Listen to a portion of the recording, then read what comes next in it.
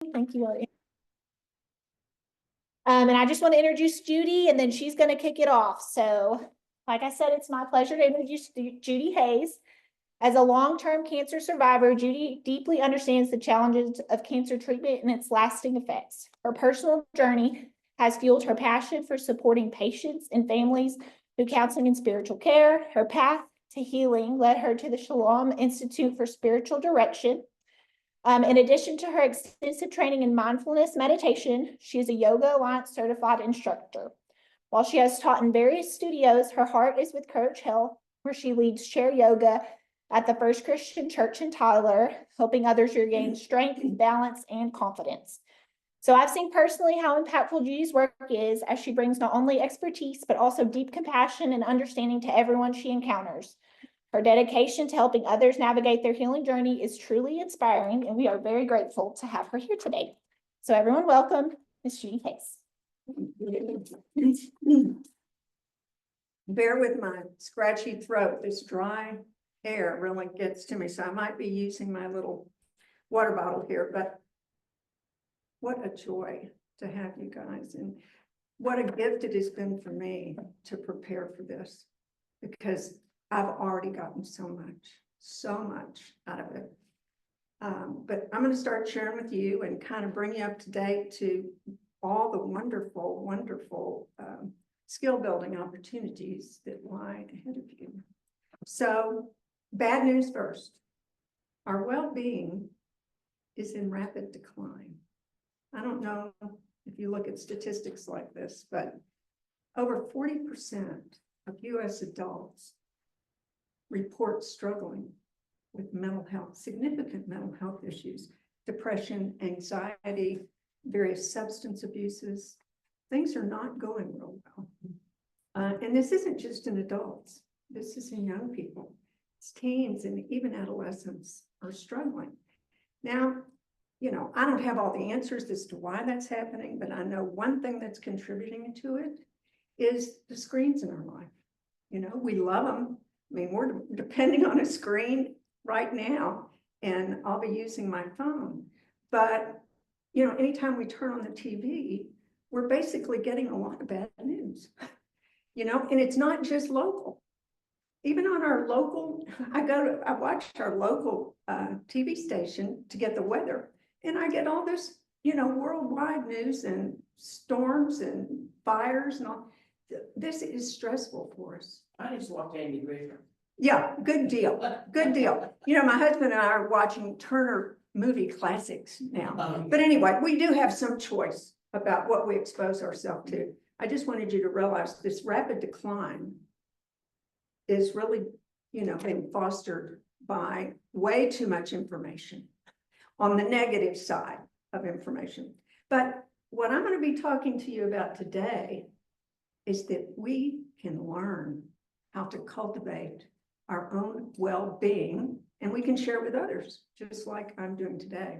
Because this stuff is not rocket science. It's really pretty practical. I wanted to give you some definitions here just to work with from the World Health Organization. I love this. A state health, according to the World Health Organization, is a state of complete physical, mental, and social well-being, and not merely the absence of disease or infirmity. You know, so often we think about health as well, if we're not sick, we're healthy. But there's a lot more to health besides just our ailments. Mental health, again, a state of well-being in which every individual realizes his or her own potential, can cope with the normal stresses of life. We're never going to avoid stress to some degree, but we can really cultivate skills to cope with it. And if we're in our working years, we can work productively and fruitfully. And if we're in the retirement years, we can still contribute to our community in such a myriad of ways. So I think that's a beautiful way to look at health. Watch out, I don't want to do that. Okay, so we can be resilient. We can flourish in our lives, not just get by. this is possible. And one of the ways we do that is, I'm going to share with you a program. Well, actually, it's a department at the University of Wisconsin in Madison. And it's led by a neuroscientist, Dr. Reggie. I'll come back to that. Anyway, he's the head. And he has developed, along with his team, this concept of 4 pillars of a healthy mind. Richard Davidson, 4 pillars of a healthy mind. And they have kind of created these silos, they call them pillars, where they are creating ways to build our health in these pillars. And they've developed, and I'll be sharing it with you later in our talk, they've developed a app, which again, an opportunity to use your screen, but it's a really healthy opportunity that will guide you through all of the pillars that I'm going to be talking about. So, we're just going to cover the basics, but if you download the app, which is free, which is rare, but this department at the university is so respected that they get enough donations that they can make it free. They can make it available free. Because I don't know if you've looked at any meditation apps. They're not cheap. Some of them cost upwards of $60. So anyway, this is available for free. And these are the areas that they provide. Both these little mini podcasts called Learning, and it will give you the science and help you understand the value of developing this skill. And then they do these little practices in each one of these pillars. Now, the first pillar is awareness. We've all got awareness, but we don't see it. It's part of our brain, and it connects with our body. But we're not aware of what a powerful thing this is. When we can cultivate our awareness and recognize how it can influence how we're feeling, whether it's in our body, our heart, or our mind, man, it really is a wonderful thing to become aware of. It's about being present. What's happening in our moment, each moment. The skills, each one of these pillars for a healthy mind has got a set of skills that you can learn just by downloading the app and practicing. One of them is mindfulness. It's a form of paying attention in the present moment without judgment. It's this awareness without looking to find fault, which we're very well trained to do. So mindfulness is one of the skills. Attention, just kind of individually, the skill of attention can be cultivated. When we're on and off the phone, on and off the screens, driving and trying to get, we're just in such busy situations most of our days. We lose track of even paying attention. If you're in the car, you might be listening to the radio, listening to a book, whatever. We're just not paying attention. We have to cultivate that skill. And then the third one, with mindfulness, with the attention, we can cultivate the skill of self-awareness. We can actually turn the light on ourselves and gain understanding of what's going on. So it's the first pillar. The second pillar I really love because it's about connection. Now, who would have thought that was such an important piece of a healthy mind, but it is. When we feel connected, it's great for our brains, but our brain and our body are connected. Anything's going on in our brain or our body, they're communicating. And depending upon what's happening, it's either promoting health or detracting from health. All of this really matters. It makes a difference in our body and mind. The skills that we cultivate in connection are appreciation. I'm sure we've all experienced feeling appreciation, but we don't really know that we can seek opportunities to find what we appreciate. And when we have, say, someone in our life that's done something for us, we can grow a sense of appreciation and get that connection. And it is a huge boost to our health and well-being.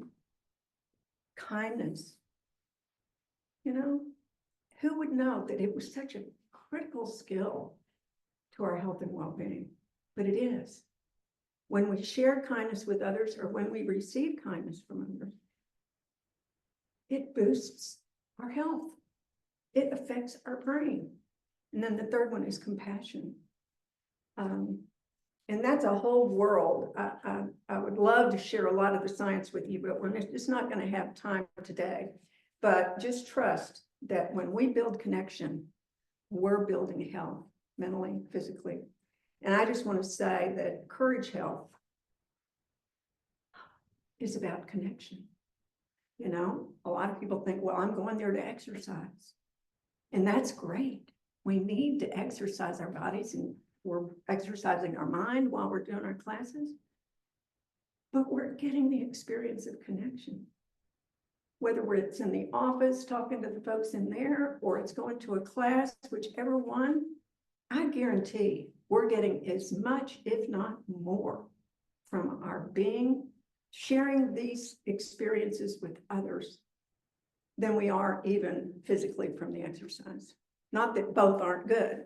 It's just start paying attention and see when your smile shows up because you're seeing somebody and maybe they've been gone for a while because they had surgery, and it boosts your spirits, affects your brain, and affects your whole body, resulting in affecting your health for the better. The third pillar is insight. This kind of goes hand in hand with awareness. It's all about learning to know this capacity of our gift of this mind. Oh my gosh. Getting to know your mind and understanding its capacity is life-changing. The three skills under that, well, first off, it's about getting curious. What's going on in my mind, my body, and my heart? You know, all three are critical to our health and well-being. Self-inquiry. We learn how to kind of get a little distance from our thoughts and our sensations in the body and our feeling tone. And we can learn to observe and feel it rising. We can hear the thoughts in our mind and inquire, so what's going on? And when we're getting this constellation, is it good for us? And we can learn to recognize when it's not particularly good. It's almost like getting volume controls or a channel changer. You can change where your mind is, and it changes your brain, and it improves your health. It's a pretty good deal. The second thing with this self-inquiry, we develop much more understanding of ourselves. We learn to recognize the triggers of things that, you know, cause us discomfort, whether it's physical or mental. And then ultimately, as we build this insight, awareness, connection, we can transcend ourselves in the sense that we're just not preoccupied. We're not bogged down in what's going on with me.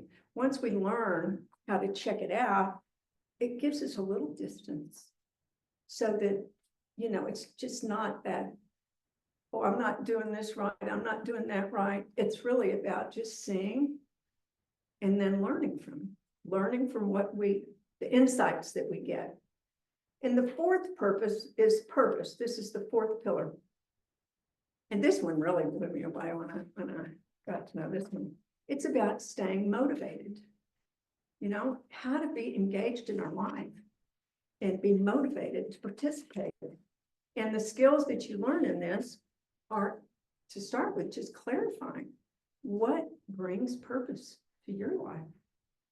And how can it's really about identifying the values in even just your daily activities. Like an example for me, we live out at Lake Tyler, and I cook most of our meals because who wants to go out to eat all the way in town, you know? So we eat at home a lot, and I like to cook. And I like a clean kitchen before I cook and after I cook. And that brings a sense of purpose to me. Something as mundane in having clean counter space to cook on, you know, it brings joy to me. And I didn't realize that until I started working with this pillar. And I thought, okay, so what do I got? Just walking around the house. You know, the kitchen was clean. I thought, I really value a clean kitchen. You know, it's uncluttered. It's clean in the sense that I can put food out there and not worry about, you know, the dog having been in there. But anyway, that's the way it works. We learn to embody our values into our daily life. And then we find meaning. Not only purpose, but meaning. And it makes a huge difference. Trust me. And if you use the app, you'll find out that you can grow. You can grow this connection to meaning and purpose, no matter what you're doing, how mundane it is. Okay, now I have to jump to another slide here, because I've got way too much information to share. But maybe they'll ask me back. We can do it. We can do it a little more in depth. When I got trained in this, it was 6 weeks of the heads of this, you know, Center for Healthy Minds, 2-hour sessions, and, you know, all the questions we could ask. It was fabulous. And they gave us everything they used, like this little PowerPoint is from the Center for Healthy Minds. It was just unbelievable, free of charge. All right, so when we talk about our connection pillar, its practices have far-reaching benefits. In the body, it actually decreases our stress response. And if you get to use the app, you'll begin to notice when you have awareness and insight, you can feel when your body gets activated. When something's, maybe you got a phone call, you know, somebody's sick or something's happened. You can feel that stress response. So with connection, you can turn that stress reactivity down. How about this? Decreased biomarkers of aging. Okay, so I'm 73. It could be, now I've never had my biomarkers studied, but because I have been practicing some form of meditation since the mid-70s, chances are my biomarkers for aging may be at younger age. And this, they've done a lot of studies of this, particularly with people that have done, you know, as much as 65 hours of meditation practice. And one of the guys that they use scanners and study all of these brains, but he's like 8 to 10 years younger than his physical age. So pays off to meditate. Anyway, then we increase these brain networks. Who would have known we had all these networks? We have more positive emotion, more kind of incentive to affiliate, to connect. And we have increased capacity to self-regulate. So all of this is changes that we can benefit from in our body. In the mind, there's decreased loneliness. I don't know if you've heard this. It's been kind of on the news lately, that we're kind of epic proportions of loneliness, and that it actually is more toxic than smoking 15 cigarettes a day. That's pretty bad. Loneliness gets under the skin. I mean, we know it feels bad when we're lonely, but it's also very detrimental to our health. And so again, it behooves us to try to improve how we take care of our mind. In this case, it lowers loneliness. It also gives us increased feelings of social connection. The way the connection that we're doing affects our mind, it makes us want more. You know, I think I'm going to go up to Courage Health Day. I miss Louise. You know, I haven't seen her. She went out of town and I'm gonna be there. You know, I mean, this kind of transformation occurs. It increases our positive emotions and decreases negative emotions, pretty good deal. And overall, it increases our well-being. And this has been very scientifically studied. It's not just, you know, to make you feel good hearing it, although I hope you do. And then behavior, it increases our altruism. We want to do more for others. It increases our caring behaviors. And, you know, just wonderful stuff, wonderful stuff. Now, oh wait, I just missed. All right. So what about an unhealthy sense of self? You know, we've seen that this connection really pays off. But a lot of us have an unhealthy sense of self. One of the, and I don't know, it may be in a little while, but if I took the slide out, I'll tell you about it at the end. When we have an unhealthy sense of self, we have a lot of judgment, a lot of negative thinking about ourselves. It increases our stress response. You know, it pumps out those stress hormones into the body. It increases the aging by, instead of decreasing and having our body be younger than our, you know, age, it actually increases.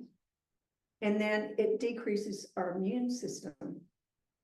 So we're more likely to be vulnerable to all the stuff that's out there, whether it's colds or sore throat, or now measles is rearing its ugly head.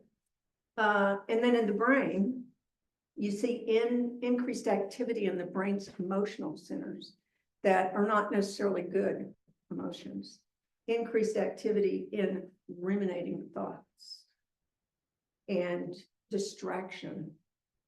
They've got a map of the brain. They know exactly what every part of it. I'm sure they've still got more knowledge to acquire, but there's this part of the brain kind of in the central part of the brain called the default mode network. That's kind of where we go when we're not doing anything else.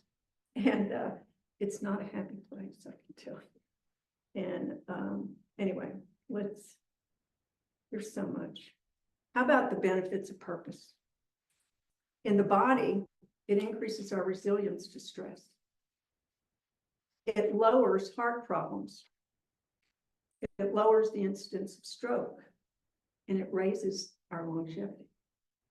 With the mind, it raises life satisfaction, positive emotions. It gives us more, they call it the term grit, but it's perseverance. If we've got a hard task, we're probably going to have more oomph to hang with it. And overall psychological well-being. In behavior, we have more caring behaviors. If we're in school, we might have elevated academic performance, which would be great. And we're also more likely to volunteer. You know, when we have gotten this comfortable in ourselves and this aware of what we have to offer, then we're out there, you know, doing what we can. This is flourishing, and it's available to all of us. Thank goodness. I think that's it for our slideshow. Any questions on that stuff? How am I doing on time? Oh, we're good. We're good. Okay. All right. So what we're going to do is try the app. And I have got a speaker here. I'm going to bring my water. I can't believe I haven't needed to work on my throat.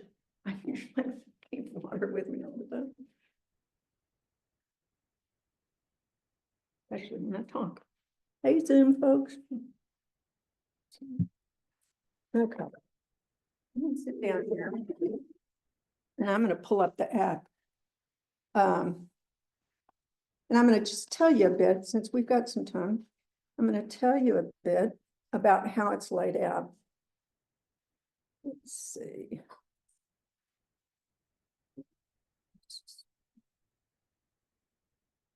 Okay. It's really pretty. It's blue. And when you first started, it has an area called foundations. And with foundations, you have an opportunity to, let me get in there, to take a survey. You'll still see me, okay? And this is just if you want to, but it gives you a measurement of where you are with these pillars when you start. And then if you want to take it again, after you've practicing, if you choose to use it at all, you'll see how you're doing, you know, it'll give you feedback about where you are in terms of your skills in these 4 pillars. And it's set up so that in each one of these pillars, they will alternate a little mini podcast that they label it Learn. And it's usually, I don't know, 5 to 8 minutes. And it's these scientists that are, trust me, practicing all of this and studying all of this very, very thoroughly. And they'll be talking to you in a way that we can understand. You know, you don't have to be a neuroscientist to understand them, but it's really inspiring and educational. So unlike a lot of other apps where you're just kind of, you know, following the meditation, you're actually getting an education and understanding what's behind the practice. Why am I doing this practice? You know, kind of like I've shared a little bit there. You'll know the benefits and you'll know what to look for in terms of the results. You know, we can decide if it's helpful or not, as to whether or not we're going to spend time with it. So you'll alternate between learning activities and practice activities. Now, the beauty about the practice, I've been on a lot of apps. I've been to countless training and meditation. And this by far is the most flexible and user-friendly. You'd think I was making money for this app. I'm not getting a dime. But anyway, you have the choice of doing it as an active meditation or a seated meditation. So by active, you can be out doing something like walking, you know, walking the dog. You could be brushing your teeth. Something, an activity that's not taking a tremendous amount of your attention. You can kind of put that on auto, but then you can focus, you can listen to the guidance of the app. So I use it when I walk, you know, a lot. I mean, that's the main time I use it outside of sitting, because I usually am looking forward to sit down. So I like to do sitting meditation as well. But so you get the choice of that. You also get the choice of who's going to guide it. They have 4 guides, and it's just a voice that's guiding the practice. 2 of them are men and 2 of them are women. And, you know, you can try them all out, and you might like one, you might like all of, you know, you could rotate. I have one particularly, and you'll be hearing him today, that I just find his voice very soothing. And then the other flexibility is that you can do the practice for 5 minutes, but you can do it in 5-minute increments all the way to 30 minutes. So, you know, if you just have 5 minutes, go for it. You know, you can have that happen in your app. You don't have to turn it off. You just set it for 5 minutes. And what they found in their research is that 5 minutes is enough. You still get benefit. When I was training,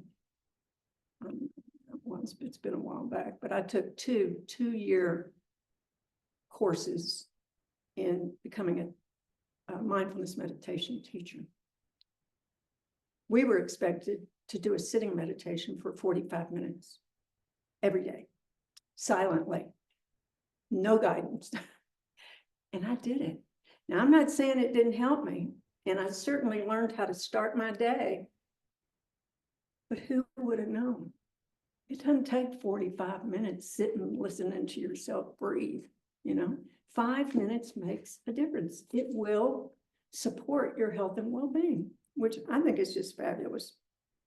So anyway, that's the way it is laid out. And I thought we'd get a little practice if y'all are game. Anybody want to leave before we turn it on?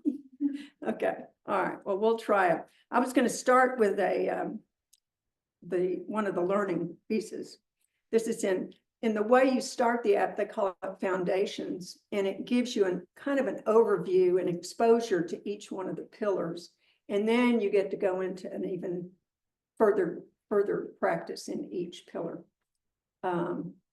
They also have an area where you can just time yourself and you don't have to listen to anybody talking to you. You can just set your little meditation timer.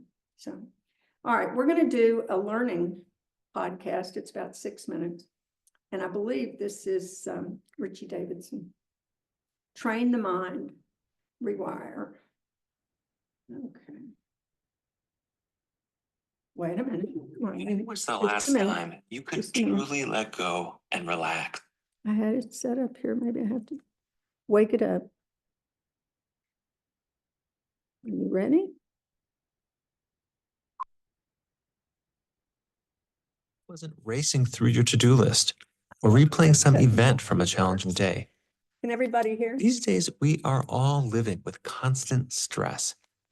We live in a world that never lets us take a break and reconnect with what truly matters in life. Human civilization has made remarkable progress over the past few centuries. We live longer, we're certainly more educated, and the technology we now consider normal would have been unthinkable 100 years ago. But all this economic and scientific progress comes at a cost. We have been so busy inventing things and obsessing about our physical health that we forgot to take care of our minds. We found ways to treat and cure many diseases. We now live longer as a species than any other time in human history. We're richer and more productive. But although our bodies are healthier, our minds are not. This is Dr. Richard Davidson. Dr. Davidson is a pioneer of modern neuroscience and one of the world's foremost experts on the science of well-being. These days, our inner well-being is in sharp decline. Anxiety and depression are reaching epidemic levels. Distraction is totally off the charts, and many people are experiencing toxic levels of loneliness and feeling that their lives lack meaning and purpose. But the news is not all bad. Dr. Davidson leads our team at the Center for Healthy Minds, a scientific center here at the University of Wisconsin in Madison. Our research and the work of other scientists around the world is helping us understand what it means to have a truly healthy mind. We all come to programs like this for different reasons. You might be trying to manage stress or deal with trouble sleeping, or maybe you're looking for more focus to get your brain wired for peak performance. For me, it was anxiety. I started meditating nearly 30 years ago. At the time, I just started college, and my low-grade social anxiety was getting totally out of control. Lucky for me, I stumbled upon the practice of meditation. At first, the whole thing felt a little new agey, to be honest. I didn't know anyone who meditated, but I was curious. So I read some books and quickly learned that meditation is not all about sitting still and emptying the mind. It's really a set of skills that we can apply in everyday life. After all, what good is having a calm, focused mind if we can't bring it into our work and relationships? If we can't use it to deal with all the challenges we face? As I mentioned, for me, the big challenge was anxiety. Meditation slowly transformed my experience of stress and overwhelm, and my restless mind slowly gave way to a sense of ease and inner calm that I'd never experienced before. And just for the record, I was not some super meditator. In those early years, my mind was completely distracted, but I stuck with it. I tried to practice for short periods, sometimes just pausing for a few mindful breaths throughout my day. Those short moments of practice, whether sitting or active, really add up. It turns out that meditation trains the mind, just like exercise trains the body. Here's Dr. Davidson again. The science of training the mind is all based on the idea of neuroplasticity. Neuroplasticity is a fancy term that basically just means that the brain is constantly changing in response to experience. Usually the forces around us are driving these changes. But when we train our minds, we're in the driver's seat. If we scatter enough short moments of practice throughout our day, we can actually rewire our brains to work in a healthier way. Modern science now confirms what my own experience taught me. The brain has an untapped potential that we rarely take advantage of. But we can tap this potential, and it's easier than you think. Together, we'll learn some simple skills to do just that. And don't worry, we don't need to move to a monastery in the Himalayas to do this. These are simple, attainable skills. So keep it up. You are already well on your way to a more healthy, balanced mind. I'll see you soon for the next step on our journey.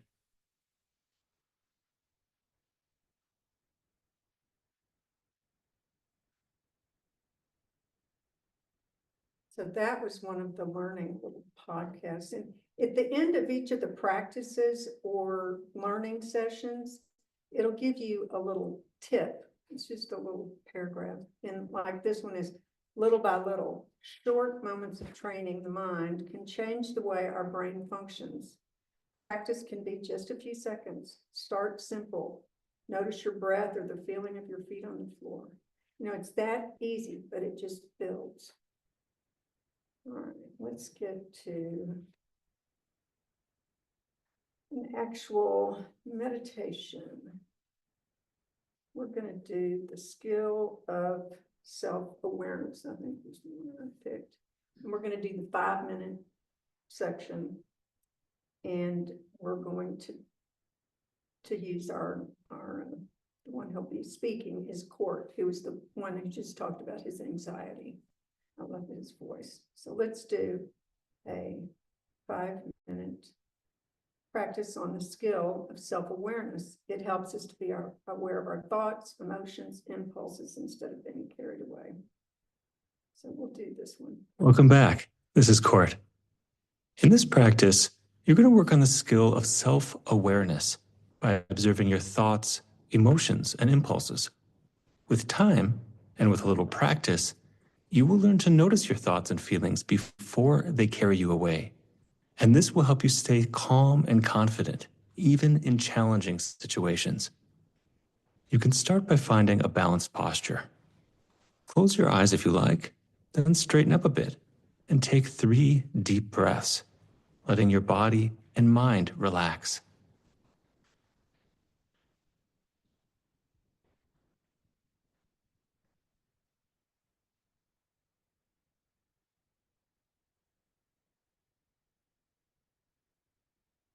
For the rest of this practice, we will alternate periods of observing thoughts and emotions with periods of resting in open, effortless awareness.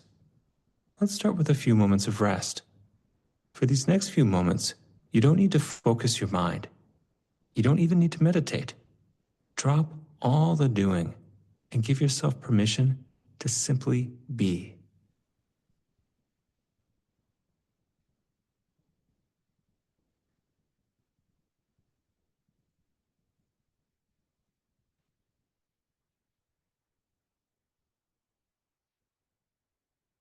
Now shift your attention to what's happening in your mind. Being aware of your thoughts and feelings can be tricky. So let's try a little exercise. Count backwards from 10 and see if you can hear the words in your mind as you count.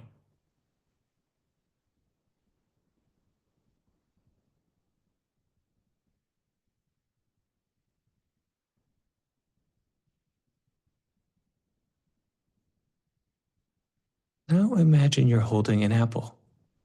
As you do this, notice the images that appear in your mind.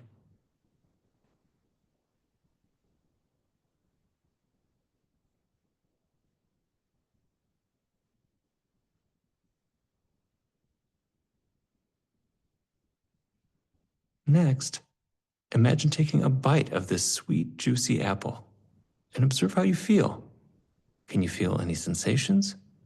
Maybe the feeling of your mouth watering or tingling in your throat.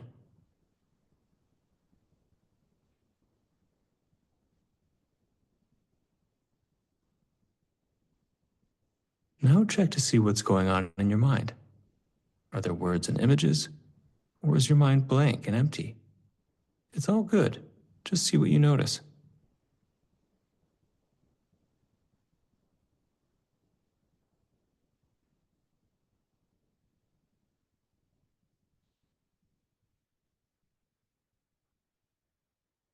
Could you hear the voice in your mind when you counted?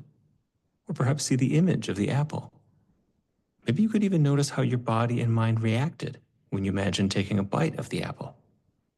This is self-awareness, being aware of your own mental state in real time. Let's do this again for a few moments. This time, observe your emotional state. How do you feel right now?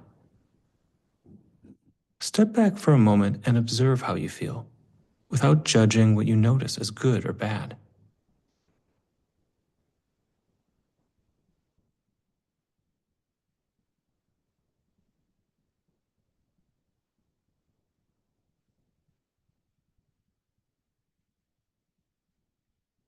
Now you can slowly open your eyes if they're closed. Take these last few moments to look around and take in some of the small details of this moment with warmth and appreciation.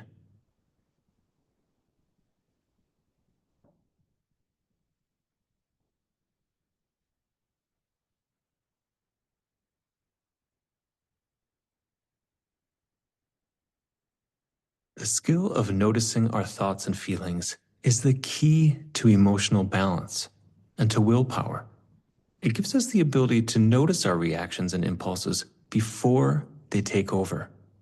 So see if you can keep practicing over the next day or two. From time to time, pause for a moment. Observe your thoughts, observe your feelings, but do this without judgment. And then carry on with a little more self-awareness. Take care, and good luck with your practice.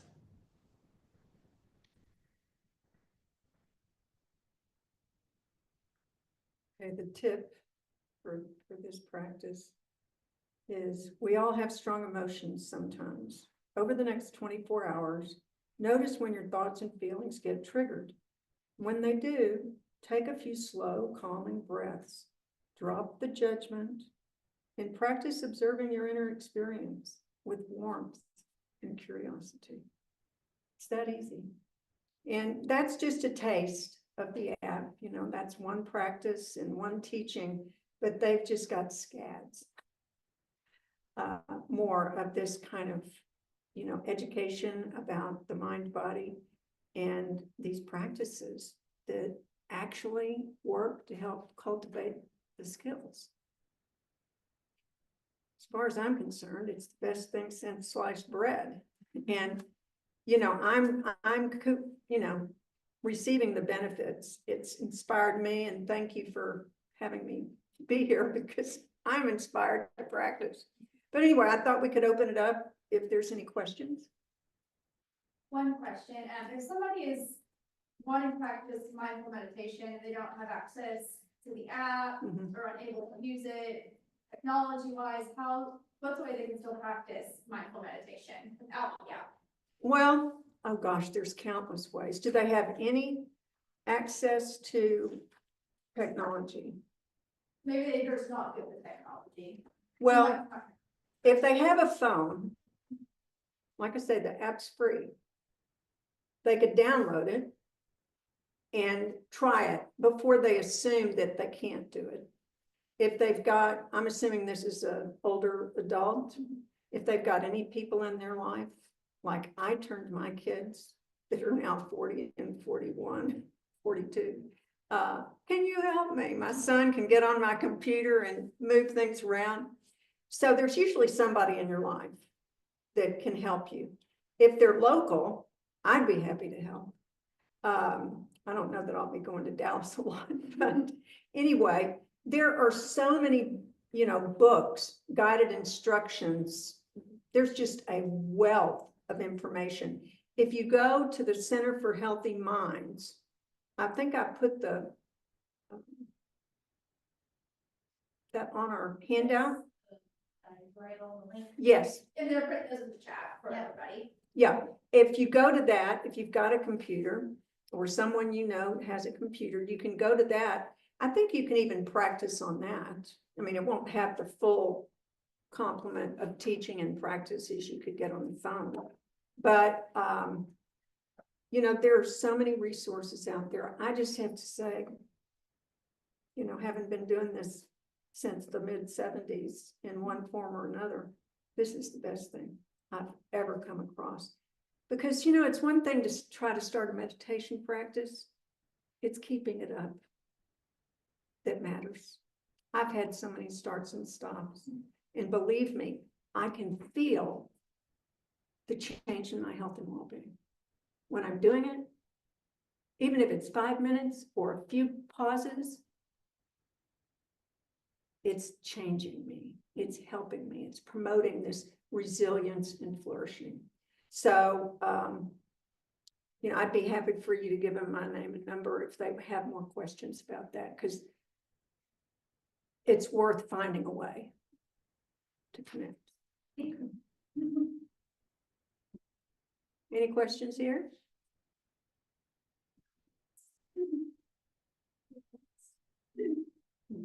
Well, I guess I just gave you so much information, there's nothing left. But I do encourage you to at least give it a try. It is free. You know, one of those things we don't run across very often. And it's science-based. You know, it's not faith-based in the sense that you've got to ascribe to some particular guru or anything. It's really just skills. Okay. Well, thank you. Okie dokie. Thank you. You filled my heart. Yes, so thank you, everybody that watched through Zoom. I hope that you can take the pillars and kind of put them towards your life. And like Judy said, if you have any questions, please put your info in the chat and we can record it and I'll connect you with Judy Yeah. if you have interest with the app. So Yeah. thank you Yeah. again, Judy. And one thing about the locals, if any interest arises to want support with the app, to connect with others that might be wanting to use it, I would be happy to make myself available. You know, I teach on Thursdays, the chair yoga. So I'm up there. I could do it at 2, you know, have a little drop in if anybody was trying to, So you teach yoga at the church? At Uh-huh. the time? chair yoga.